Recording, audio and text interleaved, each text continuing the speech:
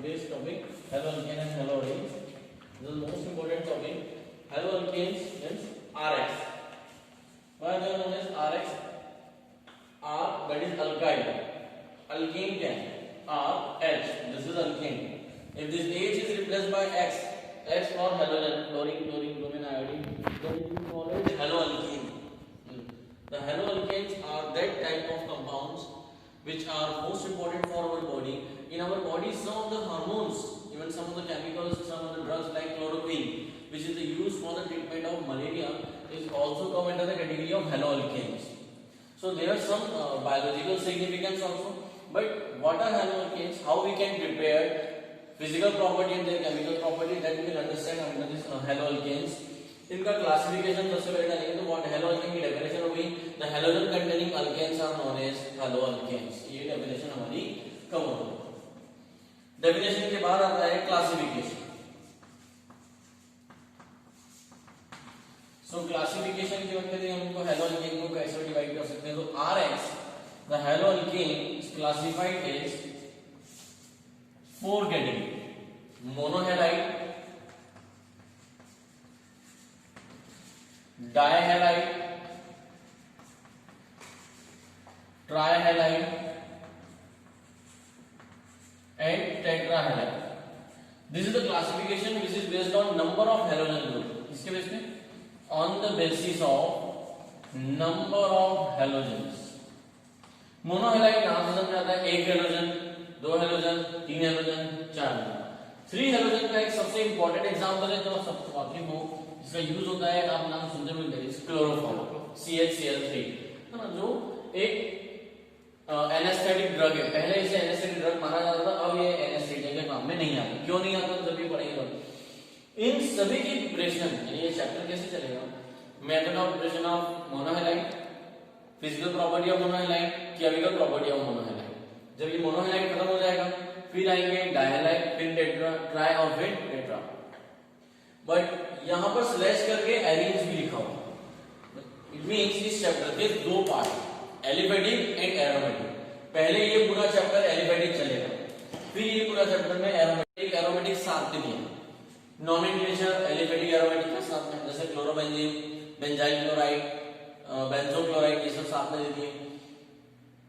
Aliphatic साथ में, aromatic साथ में, फिर साथ में प्रिपरेशन, साथ ही में केमिकल प्रॉपर्टी में, वो पूरा साथ में चलेंगे. और वहीं पर इसलिए will give a difficult to read the NCERT. But आपको कैसे पढ़ना है, जब एलिफेटिक पढ़ो तो सिर्फ एलिफेटिक पे फोकस करना है, जब एरोमेटिक पढ़ रहे हो तो किस पे फोकस करना है, एरोमेटिक पे. हमने एलिफेटिक चैप्टर रेफरेंस बुक में भी देखोगे, प्रदीप में, कॉम्प्रिहेंसिव में, एबीसी में, जीआरपी में आपको क्या मिलेगा, एलिफेटिक अलग और एरोमेटिक अलग मिलेगा. सो हमें एलिफेटिक एरोमेटिक को अलग करना है. अब मोनोहैलाइड को भी फर्दर क्लासिफाई किया जाता है. ये भी 3 टाइप के, 1 degree monohalide, 2 degree monohalide and 3 degree. नाम से समझ आ जाता है प्राइमरी, सेकेंडरी एंड टर्शियरी. किसके बेस पे, on the basis of number of carbon attached to halogenated carbon. जिस कार्बन से हैलोजन जुड़ा है, अगर उससे एक ही कार्बन जुड़ा है, मैं लगा रहा हूं आर कुछ भी हो सकता है. It may B alkane, alkane, alkyne. अभी जैसे हेलोअल्केन के नाम से हो सकता है हेलोएल्कीन, हेलोएल्काइन. सो अल्केन्स का मतलब है कि यहां सिर्फ अल्केन्स ही आए. It may be haloalkene. तो RCH is represented by 2 degree X R R, 3 degree X R R R. So 1 degree halide, 2 degree halide, 3 degree halide, monohalide का क्लासिफिकेशन. डायहैलाइड को भी हम 3 पार्ट में पढ़ेंगे. There are 3 type of dihalides. GeM डायहैलाइड, ठीक है, ये हमने 11th में देख लिया. अगर क्लासिफिकेशन देखोगे तो मैंने आप लोगों को कॉमन नेम की लिस्ट बनाई थी, listing of common names of haloalkanes, alcohol, aldehyde, की जो हमने कॉमन नेम्स पढ़े थे उनकी लिस्ट में देखोगे तो जेम डायहैलाइड, विसिनल डायहैलाइड नहीं. तो gem dihalide, vicinal dihalide and terminal dihalide. Okay, so you will get gem, vicinal and terminal. Chloroform, bromoform, iodoform, मतलब चेंज क्या हो रहा है, सिर्फ क्लोरीन. और टेट्राहैलाइड में एक ही हमारे सिलेबस में है, that is carbon tetrachloride CCl4. इन सब की प्रिपरेशन पढ़ना है, इनकी प्रॉपर्टीज को. बट हर चैप्टर की शुरुआत में अगर आप देखोगे हेलो अल्केन एल्कोहल पढ़ोगे, अल्कोहल फिनॉल इथेनॉल पढ़ोगे, इलेक्ट्रॉन, सबसे पहला पेज, फर्स्ट 3 पेज जो दिए वो क्या दिए हैं? नोमेनक्लेचर, क्लासिफिकेशन एंड आइसोमेरिज्म, यानी 11th का टच। ये सोचकर कि अगर बच्चा भूल गया हो नोमेनक्लेचर, बट ये हिंट है कि बिना आईपीएससी नोमेनक्लेचर के इस साल का पेपर उठाओ, JEE advance paper 2 IPSC nomenclature के क्वेश्चन सीधे सीधे 4 मार्क्स का क्वेश्चन, 2 सालों से कंटिन्यूअस आईपीएससी पे जेईई एडवांस में क्वेश्चन आ रहा है, जो ये इस बात को हिंट कर रहा है कि विदाउट आईपीएससी मतलब, और अच्छा क्वेश्चन, ऐसा क्वेश्चन बिल्कुल बढ़िया, डबल और ट्रिपल बॉन्ड का कॉम्बिनेशन हमने पढ़ा भी है, डबल बॉन्ड का कॉम्बिनेशन और ट्रिपल बॉन्ड का जेईई एडवांस में प्यारा सा क्वेश्चन वहां से बता। सो प्राइमरी सेकेंडरी टर्शियरी है, तो इतना सेक्शन आप लिख सकते हो क्लासिफिकेशन वाला, है ना, ये बना लो। देन हम इसको स्टार्ट करेंगे, मैं इनके कॉमन नेम बताऊंगा, कॉमन नेम्स के बाद में इनका क्लासिफिकेशन, तो यहां पर तुम पॉइंट लिख सकते हो।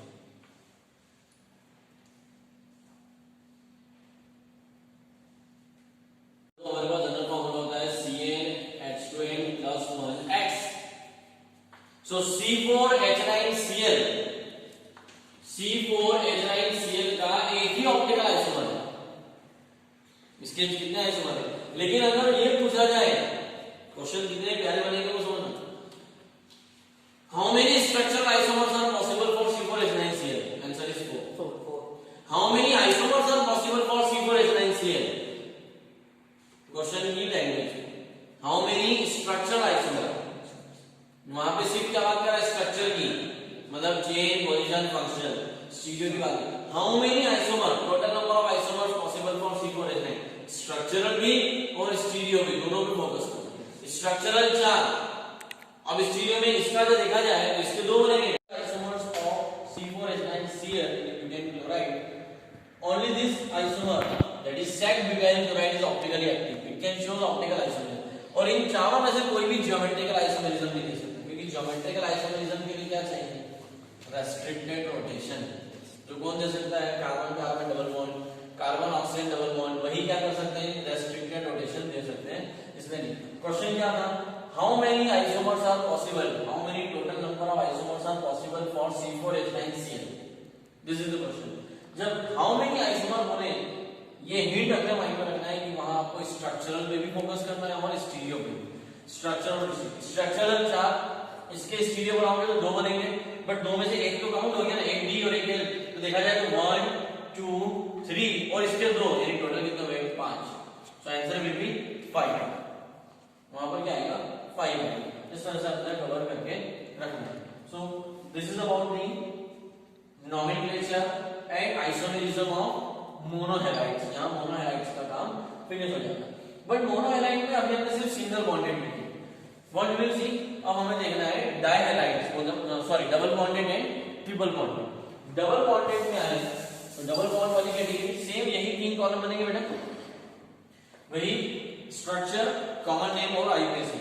मैं डबल बॉन्ड में स्टार्ट कर रहा हूं। डबल बॉन्ड में C double bond C X, this is C double bond C, यहां X, C double bond C और X, जिन 2 कार्बन के डबल बॉन्ड है अगर उसी से हाइड्रोजन जुड़ा है तो डबली बॉन्डेड कार्बन को कहते हैं विनाइल। मतलब ये दिस इज विनाइल हैलाइड, ये है विनाइल हैलाइड। डबल बॉन्ड के पास वाला कार्बन हमेशा कहलाता है अलाइड, उसे कहते हैं एलाइड। बहुत इंपॉर्टेंट है।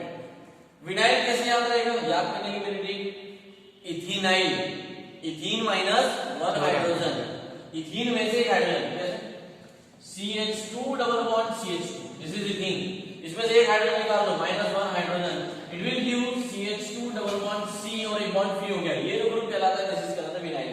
एक तरीका ये होता है, बट इससे बोर्ड में तो दिक्कत नहीं जाएगी, कॉम्पिटिटिव में क्वेश्चन क्या आएगा? जो कॉम्पिटिटिव एग्जाम में क्वेश्चन आएगा, बड़ा ही प्यारा क्वेश्चन था।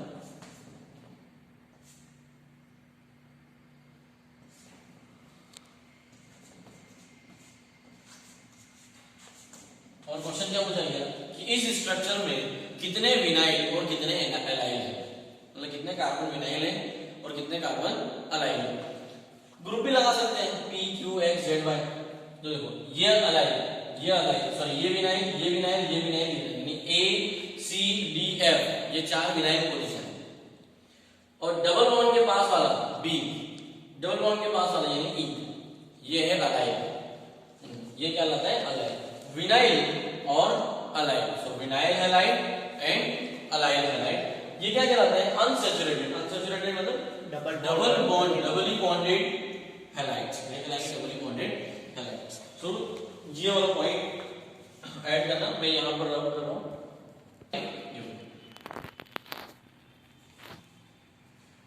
अभी ट्रिपल बॉन्ड कवर नहीं कर रहा हूं। ट्रिपल बॉन्ड में एक प्रोपेंसिल ग्रुप होता है, ठीक है? तो उसको सिर्फ मैं बोल रहा हूं, उसको आप लिख कर रखोगे PROPARGYL, दैट इज प्रोपेंसिल ग्रुप। इसे फाइंड आउट करना है। जैसे अलाइल बताया, विनाइल बताया, ऐसे इसके बारे में आपको सर्च करना है। ये अभी नहीं बताऊंगा। कॉम्पिटिटिव में भी बहुत कम इसकी आवश्यकता पड़ेगी भाई। कभी कभी रेफरेंस बुक जब रीड करोगे वो आपको इसको लेकर परेशान करेंगे। इतना इंपॉर्टेंट इसलिए नहीं, but will discuss it later on. बिल्कुल लास्ट में इसको डिस्कस करेंगे तो प्रोपेंसिल ग्रुप क्या होता है, विनाइल और अलाइल के बारे। यहाँ हमारा सब कुछ फिनिश हो जाता है, इससे रिलेटेड नोमेनक्लेचर और आइसोमेरिज्म को लेकर क्लियर हो जाता है। Now we can move to the most important topic of this chapter, that is method of preparation of monohalides. So we can put a wonderful heading. कभी भी अगर method of preparation दिया जाए तो वही रिएक्शन जो टैगोर में दी वो याद नहीं करना है। हेडिंग्स हम किस किस से बना सकते हैं, फ्लो चार्ट इसमें बहुत इंपॉर्टेंट है। So general method of preparation of monohalides, मैं यहां से उसकी फ्लो चार्ट बना रहा हूं। मोनोहैलाइड मतलब कौन हो गए हमारे? आरएक्स। आरएक्स को बनाने की मेथड फ्रॉम, सबसे पहले फ्रॉम अल्कोहल, फ्रॉम हाइड्रोकार्बन्स। अब कॉमन सेंस लगाना है, ठीक है? थोड़ा सा वहां पर आपको बहुत ध्यान रखना है। From hydrocarbon, from alcohol, from hydrocarbon, from hydrocarbon के बाद इनमें भी बहुत सारी कैटेगरी आएगी, इसलिए यहां पर स्पेस रखना। यहां पर 2 कैटेगरी आने वाली है, इसलिए यहां पर स्पेस रखना।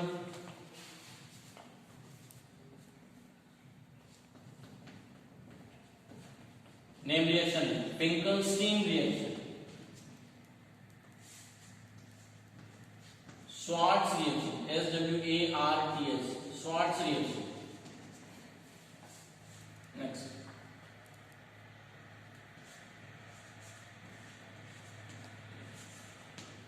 बोरोडाइन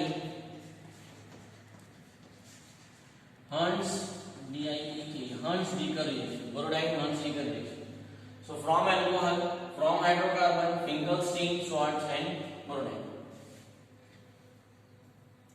ये जो फ्रॉम अल्कोहल है यही हमारे लिए सबसे इंपॉर्टेंट है। क्वेश्चन यहां सबसे ज्यादा बनेंगे इस एरिया में। इन्हें कहते हैं हैलाइड एक्सचेंज। अब अल्कोहल से कैसे बना सकते हैं? इतना समझ में आ गया कि रिएक्टेंट क्या है? अल्कोहल है। प्रोडक्ट क्या है? आरएक्स। क्या चाहिए? सिर्फ रिएजेंट। अब आपके पास आरओएच हो, एक जनरल साइड में सोचो कि मेरे पास आरओएच है और मुझे आरएक्स बनाना है। करना क्या है? आर तो वहीं पे ही रखना है, सिर्फ ओएच हटाना है और उसकी जगह एक्स लगाना है। तो एक ऐसा रिएजेंट चाहिए जो एक्स प्रोवाइड करे, यानी HX। अगर मुझे पास HX होता तो H2 बाहर निकल जाता और एक्स आ जाता। सो इतना तो हम जनरली अपने व्यू में सोच सकते हैं। सो यहां से आपको एक आइडिया देगा, बट हर बार हम HX नहीं ले सकते। All those group which can provide X and replace OH, ठीक है, they are known as reagents. उनमें सबसे इंपॉर्टेंट रिएजेंट आता है फ्रॉम अल्कोहल में, वो है ल्यूकास रिएजेंट। ठीक है, 2015 में जेईई मेंस का पहला क्वेश्चन था ल्यूकास रिएजेंट एक्सरसाइज में, first question, what is the composition of Lucas reagent. और Lucas reagent generally most of the teachers जो होते हैं, अगर आप वीडियोस देखोगे या इंस्टीट्यूट रेफरेंस बुक, वो कहां पढ़ाते हैं? Alcohol. Because this reagent is used as a test of distinction between primary, secondary and tertiary alcohol. मतलब मेरे पास एक टेस्ट ट्यूब में 3 अल्कोहल है, प्राइमरी, सेकेंडरी, तो किसमें प्राइमरी है, किसमें सेकेंडरी है, किसमें टर्शियरी है, वो मैं इस रिएजेंट से पता कर सकता हूं, Lucas reagent. Then reaction of alcohol with PCl5, reaction of alcohol with PCl3, इनसे बना सकते हैं। So Lucas reagent PCl। फिर आएगा हमारा mixture of KBr in presence of H2SO4, refluxing method. Then Ki in presence of H3PO4. और यहां बड़ा इंटरेस्टिंग सवाल होता है कि KBr के साथ H2SO4 लिया और Ki के साथ H3PO4, Ki के साथ H2SO4 क्यों नहीं लेते? ये हमें पढ़ने को मिलेगा P ब्लॉक में जब आप पढ़ोगे, बट रेडॉक्स पढ़ चुके हैं इसलिए समझ में भी आ सकता है कि H2SO4 is a strong oxidising agent. ये क्या करेगा यहां, इसका काम क्या है? देखो KBr की रिएक्शन भी तो बनेगा यहाँ पे, जब आप रिएक्शन कराओगे KBr की और H2SO4 की तो बनेगा HBr और K2SO4 बाहर हो जाएगा। यहां जब रिएक्शन कराओगे तो बनेगा पोटेशियम फॉस्फेट और हाइड्रोजन आयोडाइड HI, वही HI अटैक करेगा अल्कोहल पे H2O, मतलब हम HX तो ला रहे हैं लेकिन indirectly. We can not treat alcohol directly with HX, so what we are doing, नेसेट बना रहे हैं। नेसेट का मतलब उसी समय नवजात वही बन रहा है और अटैक कर रहा है अल्कोहल। सो फ्रॉम अल्कोहल में 1 2 3 4 5 5 रिएक्शन आते हैं। फ्रॉम हाइड्रोकार्बन के दो पार्ट, जो दोनों ही पार्ट आप 11th में पढ़ चुके हैं। फ्रॉम हाइड्रोकार्बन में from alkane and from alkene, from alkene and from alkene.